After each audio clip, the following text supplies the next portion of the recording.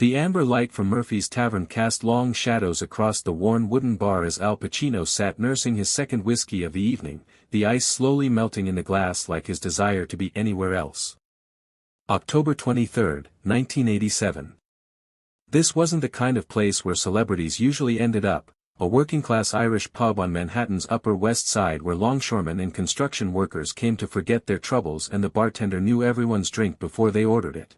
But tonight, Al needed exactly this kind of anonymity, this kind of honest atmosphere where people were too tired from real work to pretend to be anything other than what they were. He'd been having dinner at a nearby restaurant when the familiar weight of fame had become too much, the stares, the whispered conversations, the sense that every moment was being observed and judged.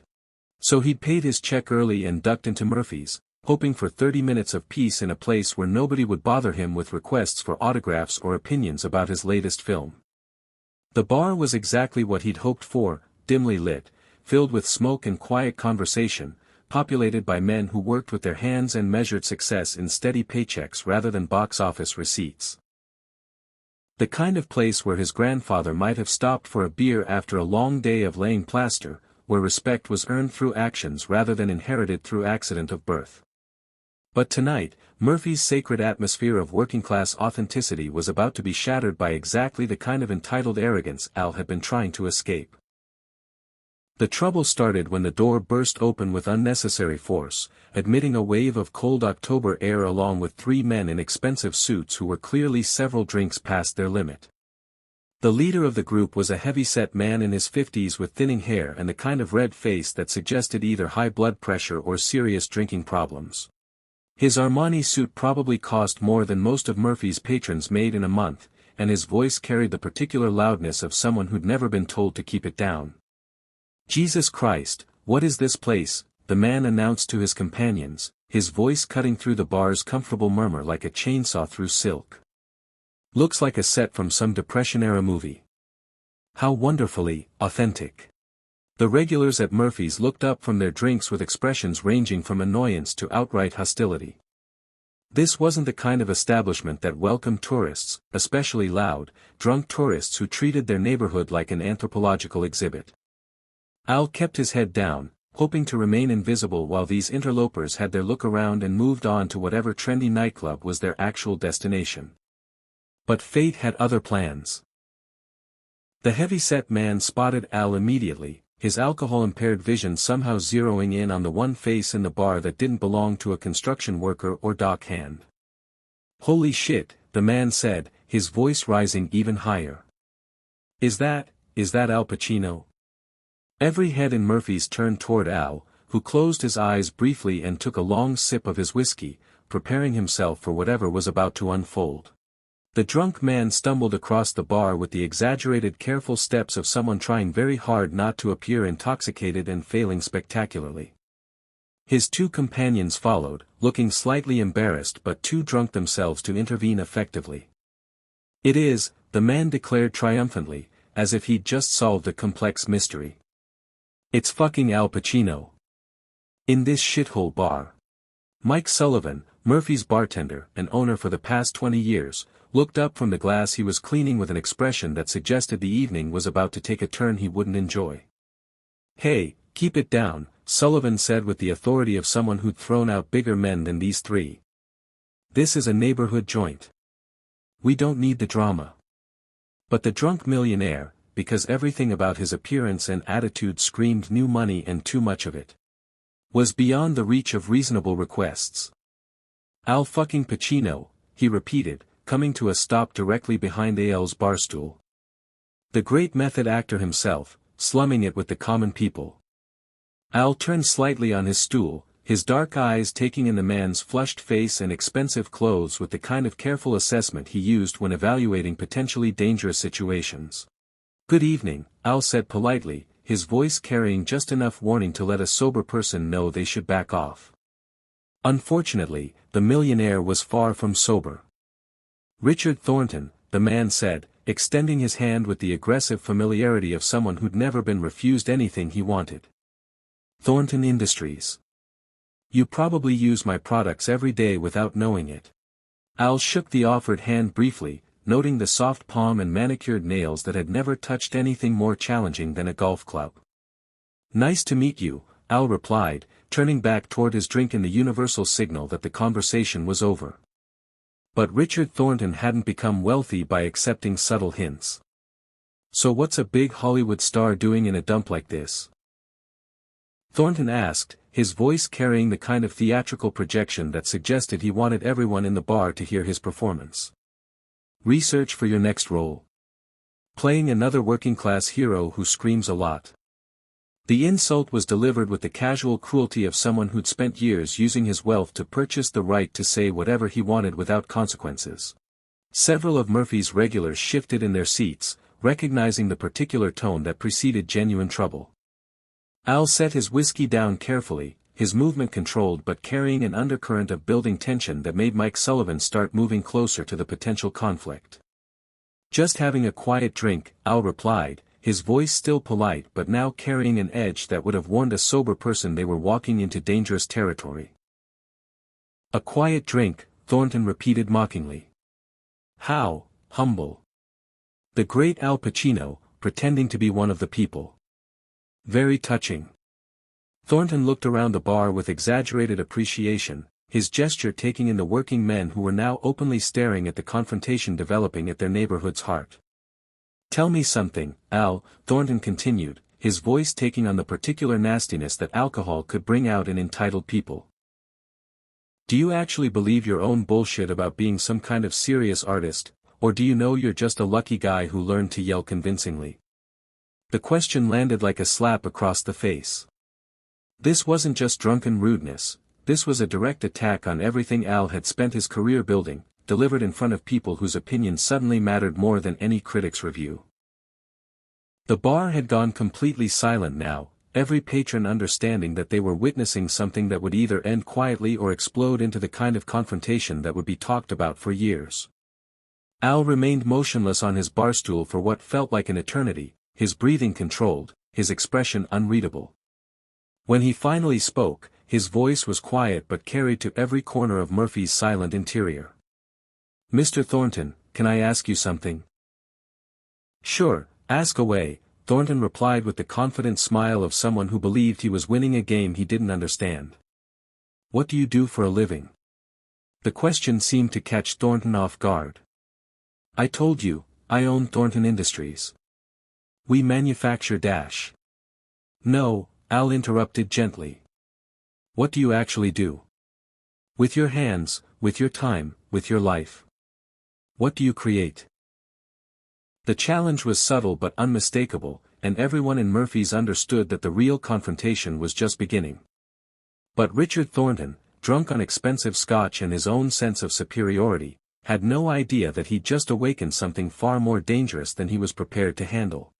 But Richard Thornton, drunk on expensive scotch and his own sense of superiority, had no idea that he'd just awakened something far more dangerous than he was prepared to handle. Thornton's confident smile faltered slightly as he processed Al's question, perhaps sensing that the dynamic of their confrontation had just shifted in ways he didn't fully understand. "What do I do?" Thornton repeated, his voice taking on the defensive tone of someone who'd never been asked to justify his existence. "I run a multi-million-dollar corporation. I employ thousands of people. I create jobs, wealth, economic growth." Al nodded thoughtfully, as if seriously considering this answer, but everyone in Murphy's could see something building behind his dark eyes. "You inherited Thornton Industries from your father," Al said quietly, his voice carrying the kind of factual certainty that suggested he'd encountered men like this before. "Who inherited it from his father? Who started it with money from his wife's family's steel fortune?" The accuracy of the assessment clearly caught Thornton off guard. His flush deepened, and his companions shifted uncomfortably, perhaps realizing that their friend had stumbled into territory more dangerous than a simple celebrity encounter. "So what?" Thornton shot back, his voice rising defensively. "That's how business works. That's how America works. Generational wealth, family enterprises, building something that lasts." "Building," Al repeated, standing slowly from his bar stool. The movement was controlled but commanding, and suddenly the space around them felt charged with an energy that made everyone in Murphy's lean forward despite themselves. "Let me tell you about building something, Richard," Al said, his voice taking on the intensity that had made him famous but controlling it with the precision of a master craftsman. Al looked around Murphy's, taking in the faces of longshoremen and construction workers who were now watching him with the kind of attention usually reserved for matters of life and death.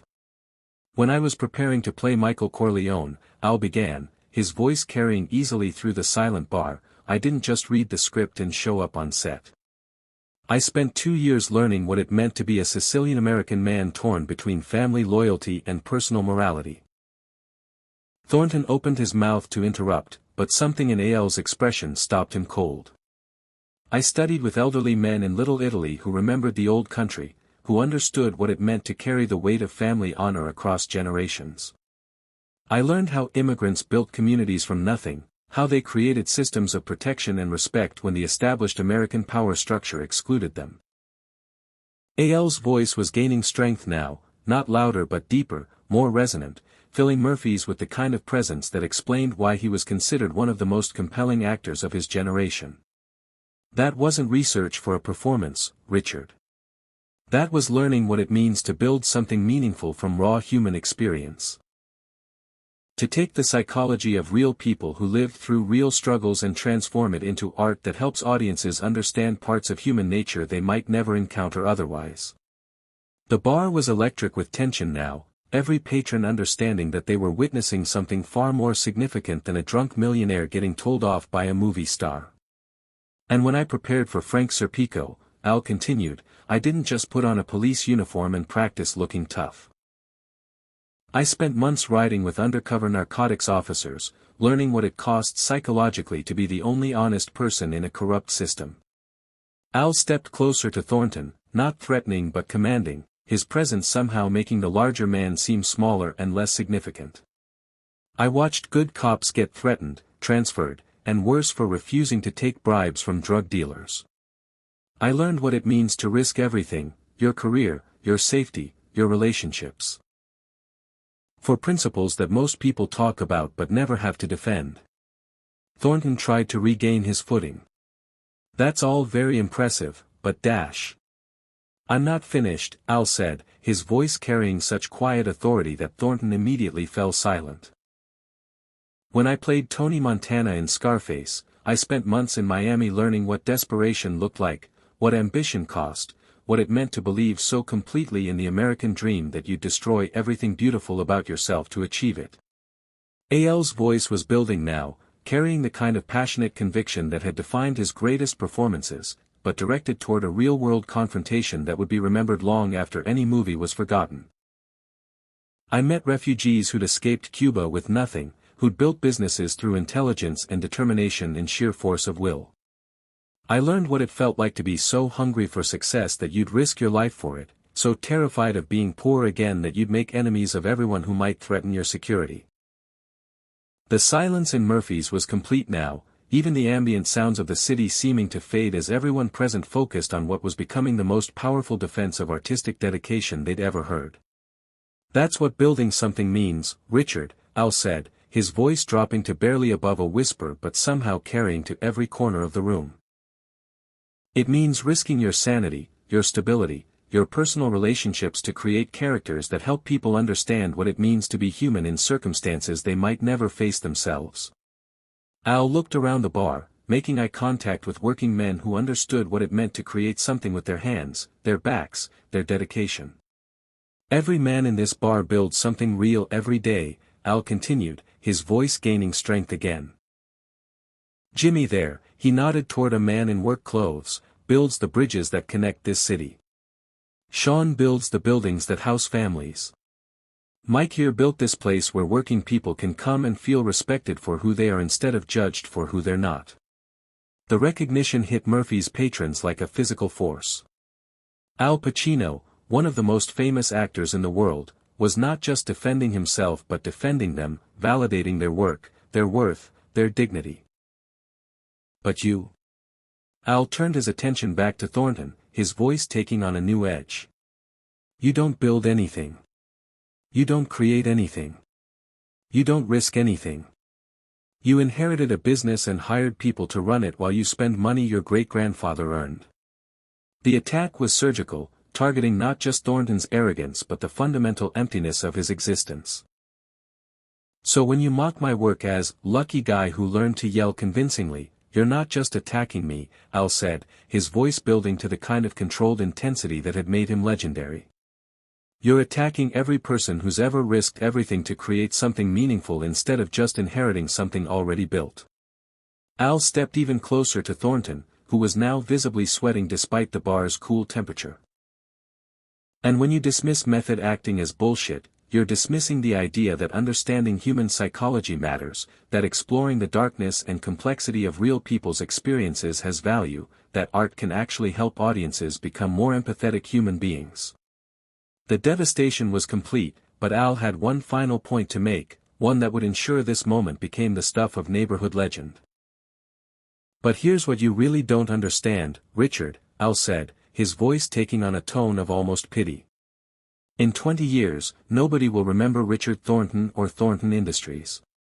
Your company will be sold to a larger corporation, your name will disappear from the letterhead, and you'll be nothing more than a footnote in some business historian's research. Al paused, letting his words sink in. But in 20 years, people will still be studying Michael Corleone and Frank Serpico and Tony Montana to understand what it meant to be human in the 20th century. They'll be watching those performances in film schools, analyzing them in literature classes, using them to explore fundamental questions about power and morality and the cost of ambition. The bar was so quiet that the sound of ice settling in someone's glass seemed unnaturally loud. That's the difference between building something and inheriting something, Al said, his voice returning to the respectful tone he'd used at the beginning of their encounter. Building something lasts. Inheriting something just exists until someone else takes it away. Thornton stood speechless, his face now pale rather than flushed, his earlier confidence completely evaporated. His companions looked around desperately for an exit strategy, clearly understanding that their friend had been comprehensively destroyed by someone operating on a level they couldn't even comprehend. Thanks for the conversation, Richard, Al said politely, extending his hand. It's been educational. Thornton stared at Al's hand for several seconds, perhaps processing the full scope of what had just happened to him, before mechanically shaking it and mumbling something that might have been an apology. The three men left Murphy's quickly and quietly, their earlier swagger replaced by the careful movements of people who just experienced something that would haunt them for the rest of their lives. The silence that followed their departure lasted nearly 30 seconds before someone near the back of the bar began to applaud. Within moments, every person in Murphy's was on their feet, giving Al a standing ovation that lasted over 3 minutes. Mike Sullivan wiped down the bar in front of Al and set down a fresh whiskey. "That one's on the house," he said with a grin. "Hell, all your drinks are on the house for the rest of your life after that performance." Word of the confrontation spread through Manhattan's working-class neighborhoods within days. The story was told and retold in bars, construction sites, and union halls across the city, with each telling adding new details but never losing the essential truth. Al Pacino had stood up for every working person who'd ever been dismissed by inherited wealth and privilege. Years later, Murphy's Tavern would become something of a pilgrimage site for actors and artists, all of them hoping to absorb some of the energy from the place where Al Pacino had delivered the most powerful defense of artistic dedication in New York history. Mike Sullivan eventually had a small plaque installed at the bar where Al had been sitting. On this spot, October 23, 1987, Al Pacino reminded us that creating something meaningful matters more than inheriting something valuable. And Richard Thornton? He was never seen in Murphy's again, and friends noted that he seemed somehow smaller after that night, as if Al's words had forced him to confront the fundamental emptiness of a life spent managing other people's achievements instead of creating his own. The legend was born not just from what Al said, but from where he said it. In a working-class bar, surrounded by people who understood the value of honest work, defending not just his own artistic choices but the dignity of everyone who'd ever chosen to build something meaningful rather than simply inherit something already built.